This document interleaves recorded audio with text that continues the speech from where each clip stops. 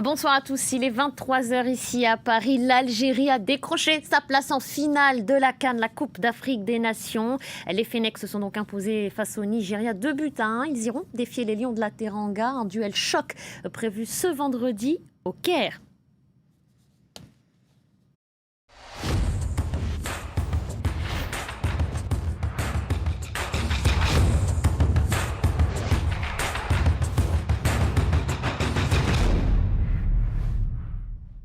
Voilà, je vous le disais donc à l'instant, ça y est, l'Algérie l'a fait, elle s'est qualifiée pour la finale de la CAN, la Coupe d'Afrique des Nations, un duel choc qui se tiendra ce vendredi au Caire.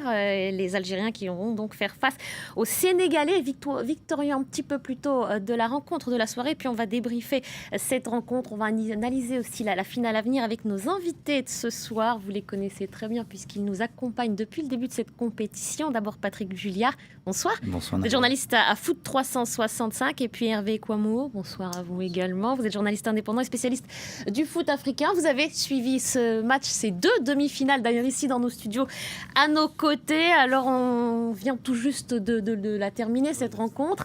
C'est finalement Riyad Mahrez qui a été l'homme du match de ce soir. Ah là, c'est vraiment le joueur décisif. On ne peut pas trouver un plus bel exemple pendant cette CAN puisque c'est une vraie balle de match, comme on dit. C'est un coup franc à la limite, à l'entrée de la surface, dans la dernière minute du temps additionnel. Ah, complètement le inextrémiste. Le score est de 1 partout. On se dirige vers la prolongation. On ne voit pas trop ce qui pourrait arriver. Alors, 1 ou 2 minutes avant, Ismaël Benasser a touché la transversale.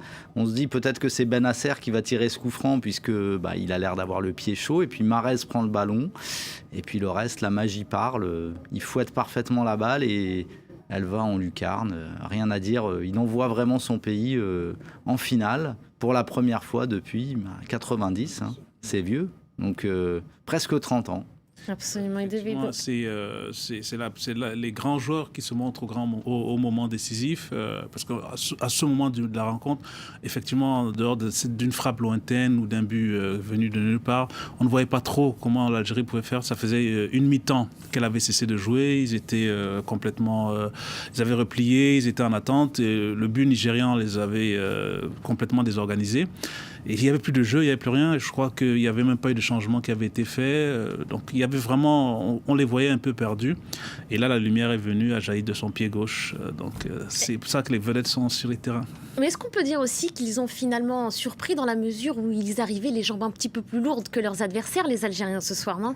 Surpris, vous voulez dire qu'ils ont surpris par rapport à leur peu de temps de récupération, ils se sont finalement mieux débrouillés que prévu. Oui, mais ça s'est senti quand même. Moi, j'ai trouvé que l'équipe manquait de ressort. J'ai trouvé qu'elle était moins compacte que d'habitude, que les lignes étaient un peu étirées, qu'il y avait peut-être moins les joueurs qui faisaient les efforts réciproques pour coulisser, pour combler les espaces. Donc ça s'est quand même senti. Et on avait déjà senti au précédent match que l'équipe était manquait peut-être un peu de répondants sur la fin. Donc le travail d'ici la finale qui a lieu dans 5 jours, donc c'est beaucoup plus long, va être très important pour la récupération, pour refaire un peu de foncier, parce que je trouve qu'ils sont vraiment émoussés.